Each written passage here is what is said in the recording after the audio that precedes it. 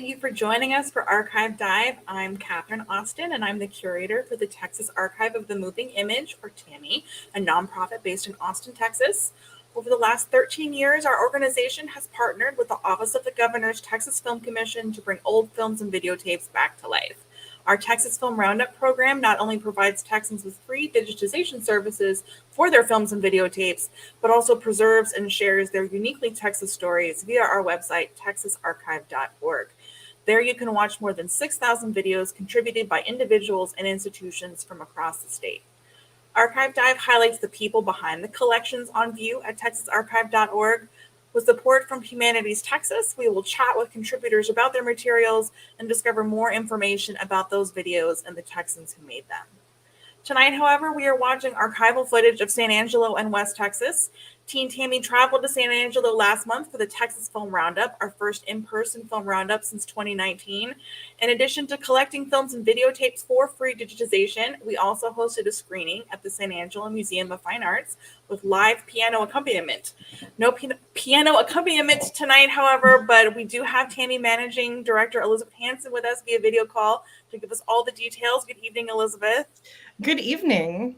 Thank you so much for joining us. It feels like I just saw you. Maybe like 2 hours ago. And as a heads up, if anyone from the audience has questions during our conversation, Team Tammy is monitoring the comment section. But before we get started with tonight's reel, Elizabeth, tell us about the San Angelo Film Roundup. How did that go? Well, it was great. We were in San Angelo and we partnered with the Tom Green County Libraries. So we were at the Central Library for a day and then also with the San Angelo Museum of Fine Arts. And we collected films and videos for the roundup, quite a few home movie collections, some student films. So really excited to digitize those. With the free digitization program, this was our return to going out to communities to seek films and videos. We brought those back to our office. We're in the process of assigning each one a unique number and then digitizing them, returning the originals to the contributors along with digital files. And then from that, Katharine goes through and watches almost everything with the help of some other staff and interns, and then chooses materials that go into the collection. So this is really, about everything we do. While we were there, we screened materials from a past San Angelo program that we collected at. And so it was our opportunity to come back and show people what we've already discovered. And then tonight we've also got a new piece of footage that we found in a different collection that'll be debuting at the end of the show. So we'll show you some of the things we showed in San Angelo. We don't have that piano accompaniment, but instead I'm going to tell you a little bit about the footage during the silent parts. So if you were there, you might learn a few things you didn't know before. And if you're new to the screening, and especially if you're from San Angelo, please give us comments about what you're seeing. And if you identify anything, people, places, things, we're always looking for those kinds of comments to incorporate into Definitely. As the one that's curating all of this stuff, it's very helpful, let me tell you. But I'm excited to see this new footage too. But we're going to start tonight's screening with a segment from a 2000s episode of Discover America about San Angelo's frontier heritage and the role of nearby Fort Concho. Let's play the reel.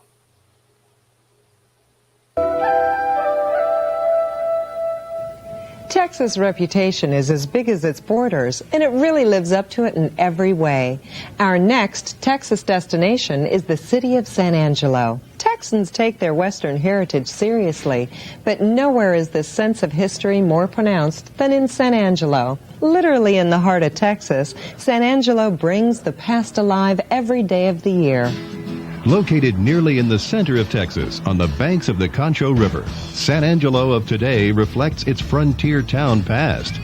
Here, history isn't simply viewed, it's experienced in a variety of carefully orchestrated venues. South of the city, across the Concho River, lies Fort Concho, once home to as many as 400 soldiers and support personnel. Fort Concho served as protection for Central Texas farmers and ranchers for 22 years, until it was deactivated in 1889. Today, it is the best preserved western frontier fort in the nation. 23 of its original 40 structures still stand, and a few have been meticulously restored.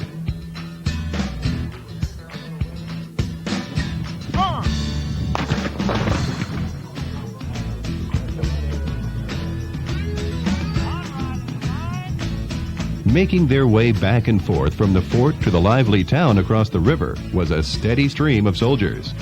The path they traversed became known as El Paseo de Santa Angela, and the bridge they crossed earned the name Celebration Bridge. Today, San Angelo is a progressive city, numbering nearly 100,000. But a century ago, it was a bawdy, wide-open city with bordello-lined streets. San Angelo's historic district is anchored by Block 1 of Concho Avenue. Miss Hattie's, the centerpiece of that street across the river, isn't a replica, but an actual bordello that operated between the 1880s and the end of World War II.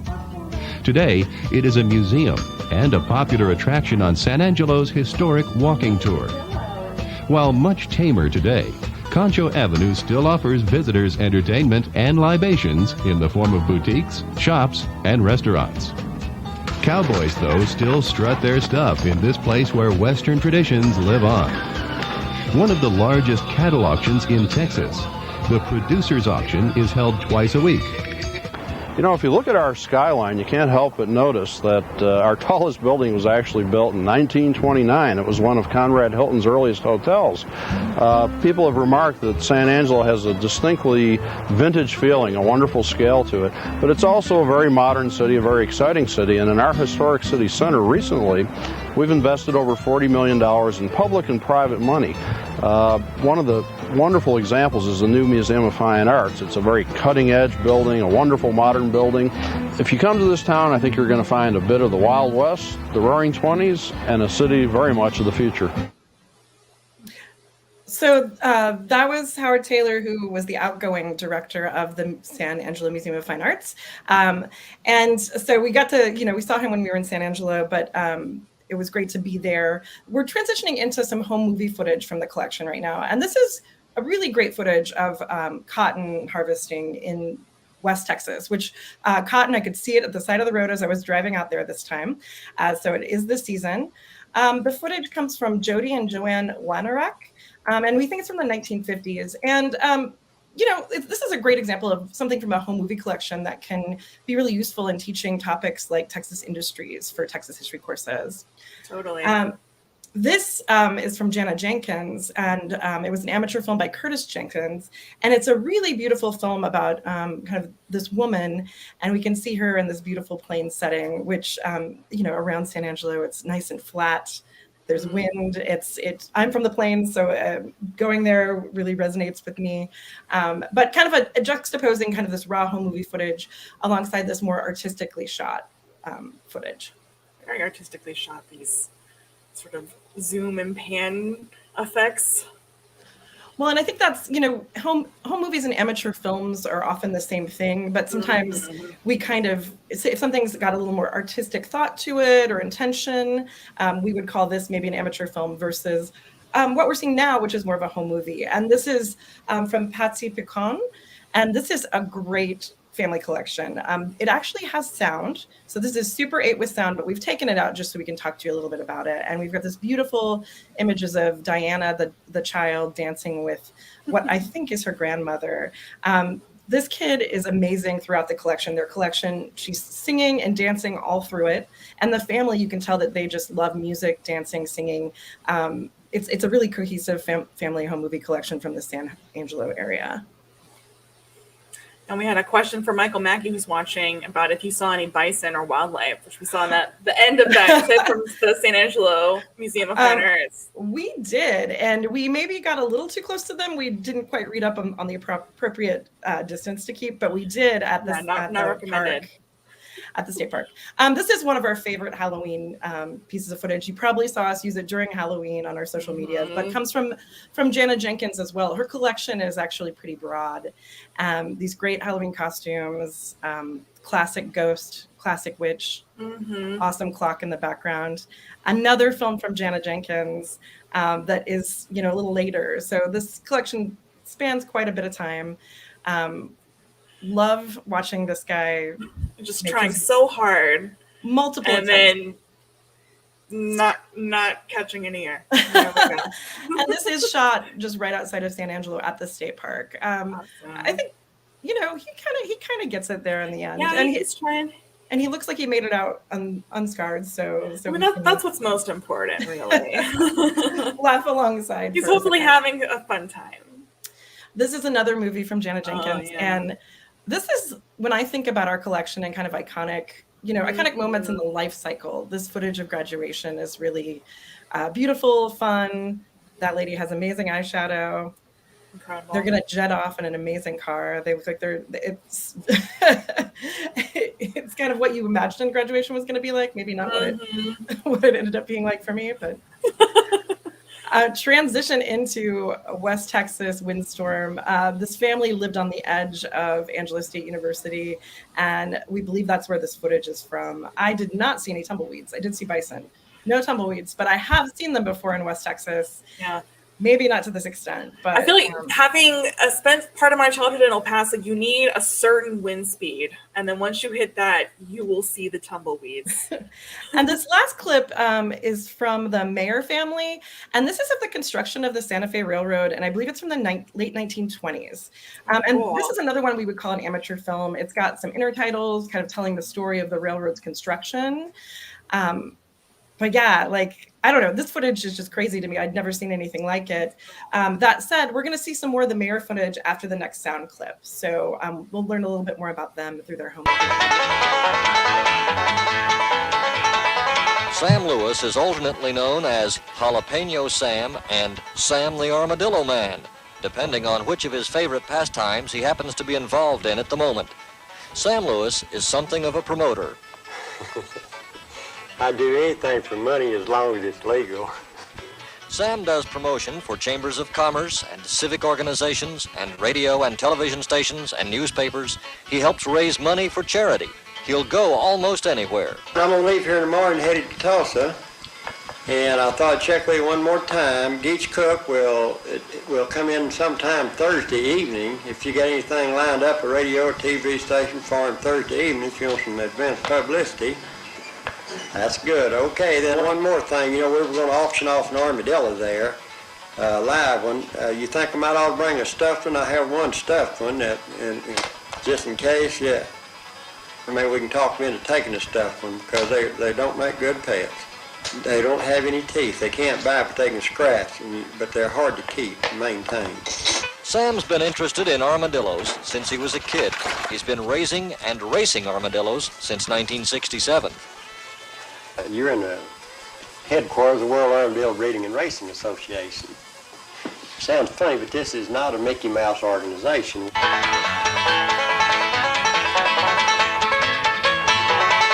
A lot of people think we kill armadillos and stuff them, but we don't do that. The ones that we stuff, we found on the side of the road that have been hit by an automobile and haven't been torn up too bad, or we find them when they're frozen to death, like the last cold spell we had. When they get out and get looking for something to eat, well, they don't give up until they get full, so they will just eat until they freeze to death. Sam got interested in jalapenos as a means of revenge against some of his fellow chili cooks who were always playing pranks on him. Now he markets jalapeno jelly and jalapeno lollipops and jalapeno stuffed olives, and that's not all. So what is it you've got there? This is jalapeno ice cream. And it is delicious. It's made out of leather. It's really edible. It is really edible. Would you like a bite? No, you go right ahead. Okay. That's good, and I like it. Informal poll: who would eat jalapeno ice cream? I would. I would definitely eat jalapeno ice cream at least once. You gotta try that out. Okay, so this next home movie is from the Mayer family, and it's shot between 1929 and 31 and captures them at their home in San Angelo and the Tea Half Circle Ranch near Sonora. So the couple married in 1926. They had 5 children. You'll see 2 of them in this film, Edwin Jr. and Ralph. And this really goes through all these kind of growing up things. I love the sheep involved in the scene. What's going on here. And the intertitles are really nice. So again, this is a home movie made by a wealthy San Angelo family that had access to this technology at the time. And you can see he's using some additional techniques that we might call this an amateur film, but also the home movie topic is really central to this. These kids are adorable as you see them go around picking up eggs. You were saying you met a mayor family member in San Angelo? He came up to the screening and at the end was like, hey, I want to make sure you guys have copies of our home movies. And I was like, we actually do. So they had donated them to Angelo State University, and we worked with them to digitize these, along with the KCTV News Collection, KLST.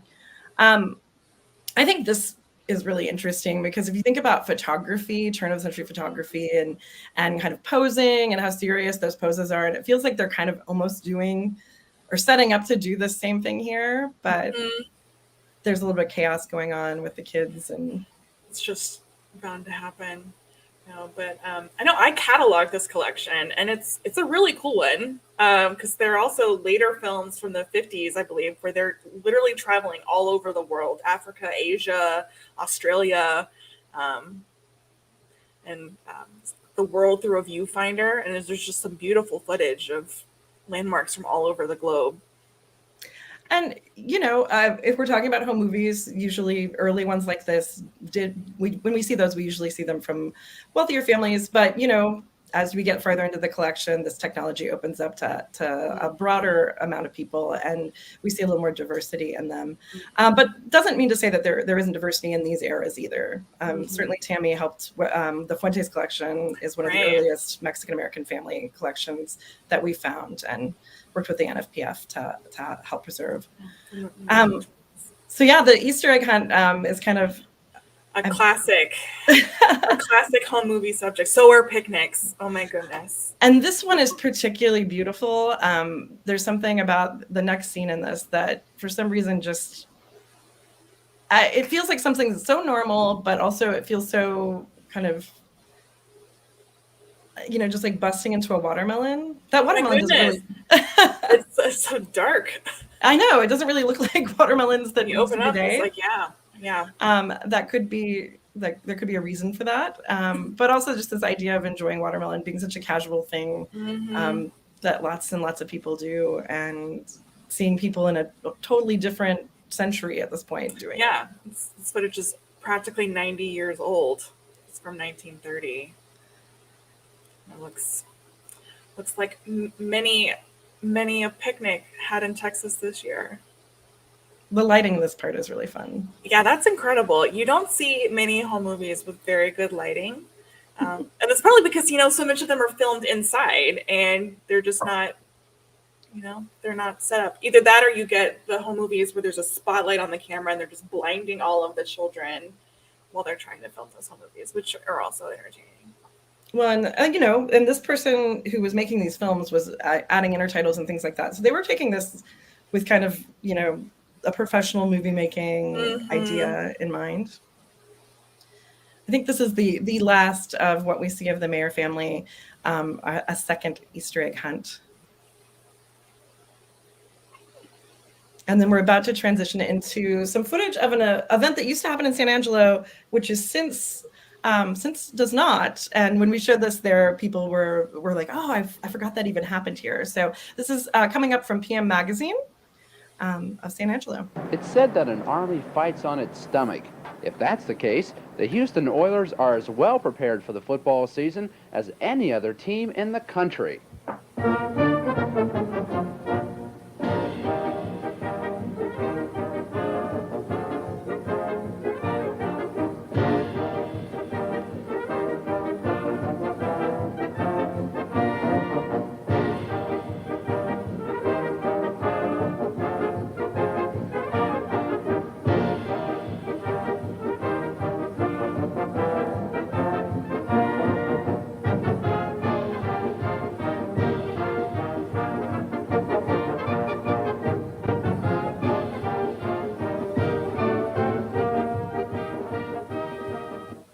This is San Angelo, the training camp for the Oilers.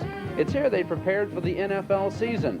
2 practices a day, 2 meetings a day, and, oh yes, 3 meals a day. 3 very big meals.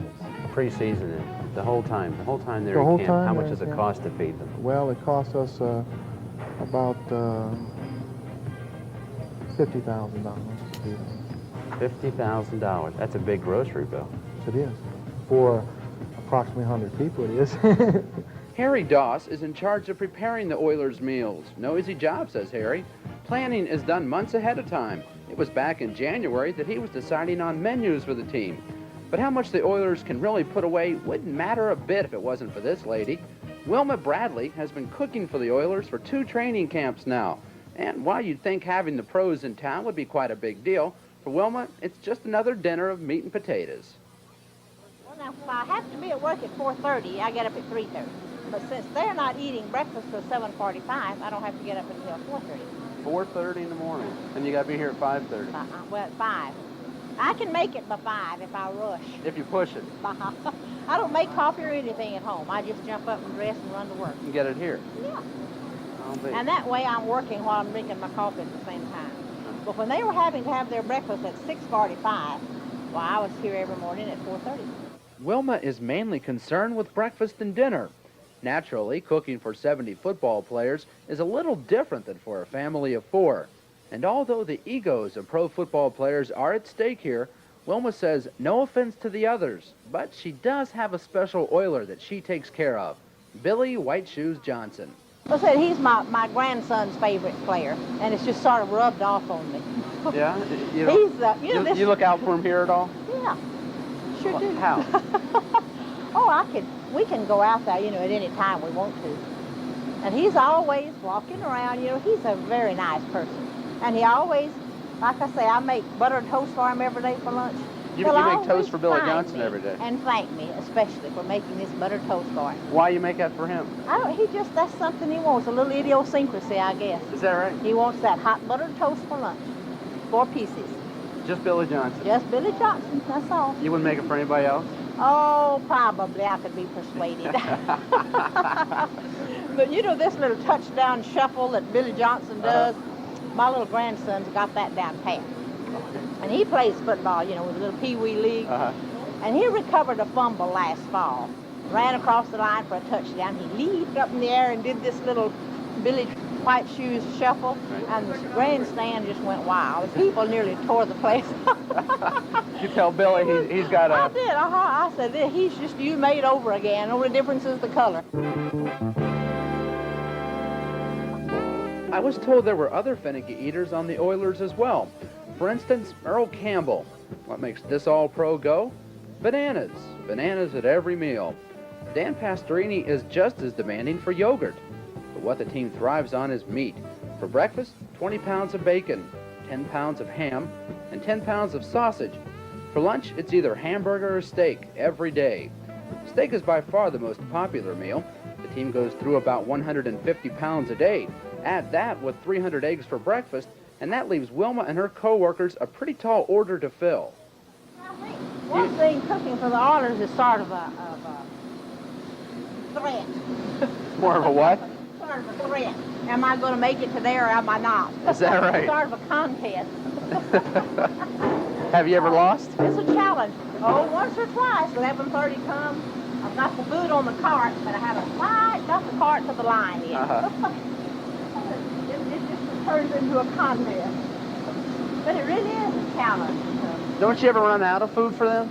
Occasionally. And then we have to... Well, what do they do? I mean, you got a hungry pro football team out there. No, we'll run to the freezer to walk in, and we'll find something, to substitute for whatever we run out of. Wouldn't you hate to find that big bunch of bruisers back here? Yeah.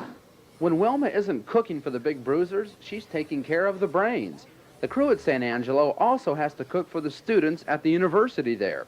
So the early work schedule she had to follow when the pros were in town didn't change too much when they headed on back to Houston. Why do you keep coming back? You're all by yourself here, working hard. Why do you keep coming back to do it? I enjoy it. Do you? You like having them all here? I enjoy working with young people, especially. Like all our students and all here. But what about the football team? Oh, I love them to death. More watermelon. More watermelon, a ton of meat. Someone in the audience said that the university used to lose money on that gig, but who knows? So this is some footage from Rowena, I believe. Let me see if I'm correct on that. Yeah, Rowena, which is just outside of San Angelo, their fall festival. I love the costumes in this. This is news footage, but parades are a really common topic for home movies too, as we were talking about earlier today. And the parade footage is great because you usually capture a little bit of downtown, some of the businesses. I love this. This feels so American that's happening right there. And then jumping over to another town that's just outside of San Angelo. This is in Olphin, Texas at St. Boniface Catholic Church. I might be pronouncing that incorrectly. But another fall festival. We're kind of in a festival set of footage. I love watching all the people's faces in this community in this footage. I don't know I've been to a lot of church dinners that look similar to this. Definitely. Similar styles of food. And then the next footage that we're going to see, again, television news footage, but it's from 1972 and from the 16 de Septiembre festival in San Angelo. So I think that this dated back to 1910, this festival in San Angelo. And the 1972 one was held in Cedeno Plaza, which was the home of a Mexican-American community leader, and was the home of the fiestas from 1946 to 1974. I love the drummer in this. I love the dancing. We have some additional 16 footage from the 1970s that you'll see next. Yeah, and if anyone knows anything about this footage, we really don't have too many details on this. This performer. There's going to be another beautiful food shot at the end of someone enjoying food, which is one of my favorite things about festivals. So yeah, just another reminder, if you know San Angelo, sit down. All of these films are on the website for you to watch. Give us comments, tell us about them, because we're always looking for new information about the footage. And those look like enchiladas to me, which I'm hoping to eat after we get done with this. Or might be a burrito. I can't quite tell. We're going to jump into some news footage. Except for the automobiles in the background, it looked like a scene from Gunsmoke in San Angelo Tuesday afternoon. A Longhorn cattle drive passed from Fort Concho, west on Concho Street, and then north on Chadbourne, heading out to the Coliseum. The Longhorns are on their way to Lubbock with plans to pass through Stanford and Midland before reaching that city. The drive is part of an effort by Texas Tech to promote and commemorate the ranchman's heritage. Former Governor Preston Smith led the drive through the city with various other celebrities on hand. Crowds began to form along the parade route about 2 o'clock, but the cattle didn't pass through until about 3 as San Angelo police blocked traffic on Chadbourne Street. The Longhorns arrived in San Angelo late Monday night by truck and will be transported to Midland by truck also. John Robinson reporting for News Scope 8.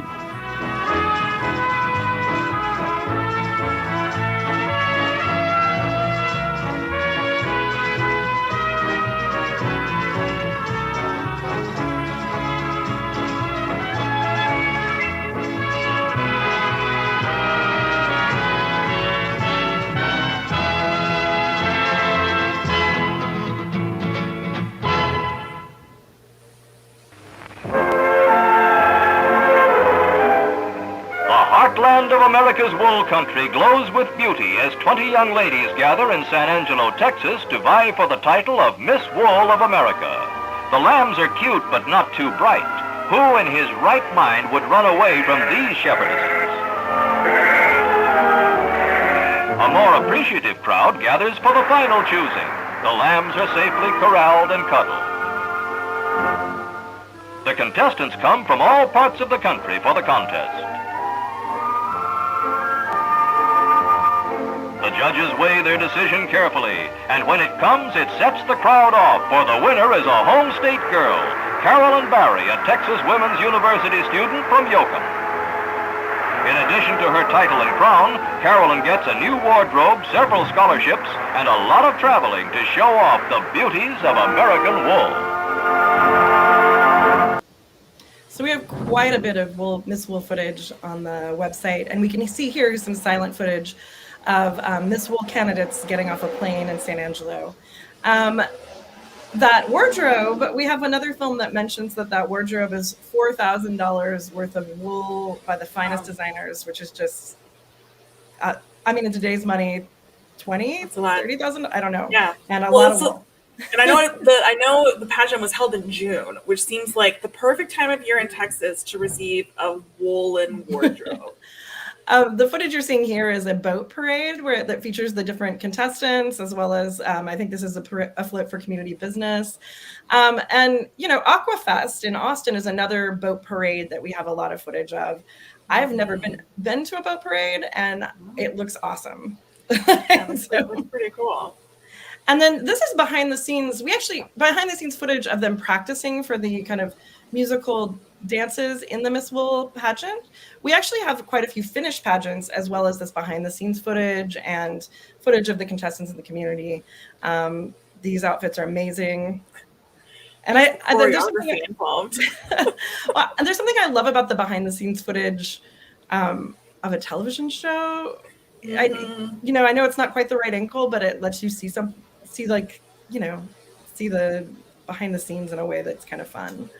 But tons of Miss Wool on the website. Please, if you got time to spare, go and watch more Miss Wool. You will be delighted.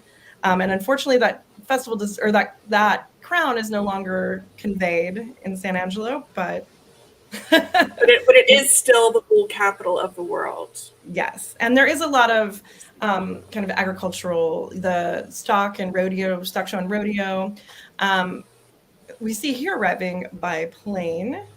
Any guesses as to who this is? I don't know. Looks sort of familiar to me. This is, he was Festus on Gunsmoke. Oh, wow. And Ken Curtis, what's his name? I was blanking on his name. And he actually looks quite a bit different, I feel like, without his Festus garb on. Mm-hmm. But look at all these excited kids and seniors to meet Festus. If you at all are a fan of Lady Bird Johnson, and if you've read her diary, she was quite a fan of Gunsmoke, mainly James Arness, but Gunsmoke was a huge television show at this time, so it must have been quite the delight to get to meet him. I wonder what brought him to San Angelo beyond visiting senior community centers. We don't actually have that information in the description, so if anyone knows.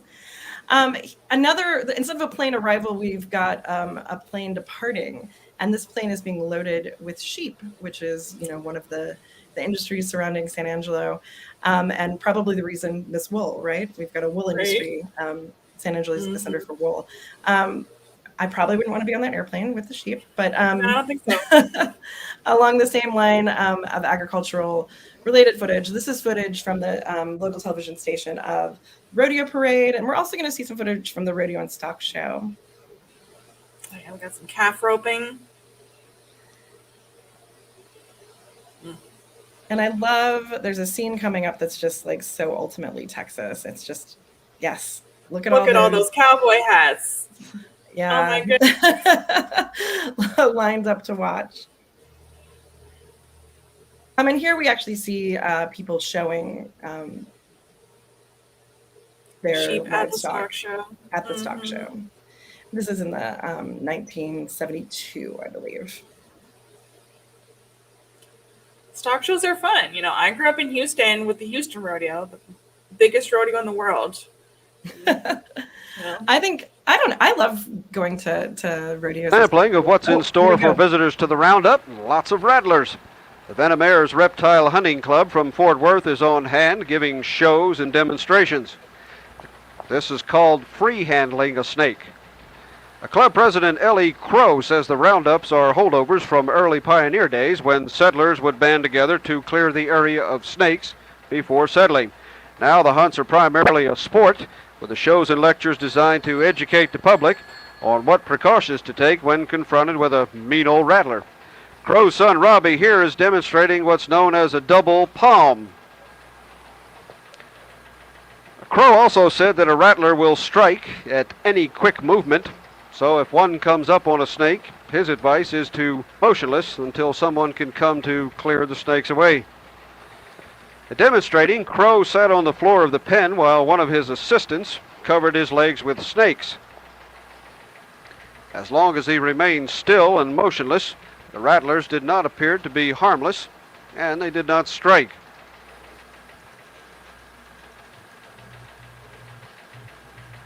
Crow said out of 8,000 annual bites in the United States each year, only about 14 are fatal. Another of the club members here will be shown boxing with a rattlesnake. And of course the winner and still champion, no doubt the Rattler. Other club members taking part in the demonstrations this morning were Greg Fuller and Billy Watkins. The Crow said that lectures on snake first aid and precautions to take when face-to-face with these vipers will be held every hour on the hour Sunday until about 6 o'clock in the evening.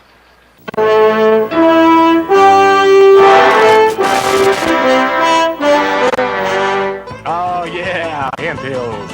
The store with all the best, we're proud to say, is moving west. The downtown store ain't moving at all, because there's a new Hemp Hills in the Sunset Mall. Y'all load the wagons and head out west and do your shopping at one of the best. Yeah, bring the family, one and all. There's a new Hemp Hills in the Sunset Mall. Westward ho! To recap there, you saw Rattlesnake Roundup and then also a commercial for Hemp Hills that actually comes from a Lubbock collection. This footage is related to the river in San Angelo and pollution, but it still gives you kind of an idea of what that river looked like, especially before this river walk that was talked about in this first clip is installed. It's quite pretty, despite the fact that we're talking about pollution here. And all of the footage that you're going to see in this next section is black and white television footage that's silent. This is putting out a fire at the lake in San Angelo State Park, and this, according to our research, San Angelo was awarded the Flying Finger of Fate from Rowan and Martin show for kind of a lake catching fire. So maybe not San Angelo's greatest honor. Here we see snow, which is often something that people get their cameras out for in Texas. In this case, the news station, but also really common in home movie collections too. Mm-hmm. And footage of some San Angelo schools. Here we see students coming out, and I love the footage of the students kind of hamming it up for the camera. It kind of happens here, consistent throughout the years. The more things change, the more they stay the same. Yeah, there's a little kid in here. There he is. They're like, yes, we're on TV. This footage includes the mayor of San Angelo at the time, as they are about to break ground for a new school, Lakeview School. And if anyone recognizes anybody in this, we'd love to hear more about any of the folks featured. It's like another windy day, tumbleweed warning. Those plains, man, there's nothing to hide from. Mm-hmm. Somebody the other day just told me that mountains, they were like, why do people like mountains? They're just walls. And I was like, yeah, good point. So Ethicon is a Johnson & Johnson company that is still one of the major employers in the San Angelo area. So this is construction around that plant. As well as after this, we're going to see some construction of a Levi Strauss plant in San Angelo. Oh. And I can't remember if they were making a particular product there or not. But it's, I think we lost the video there for a second. There we go.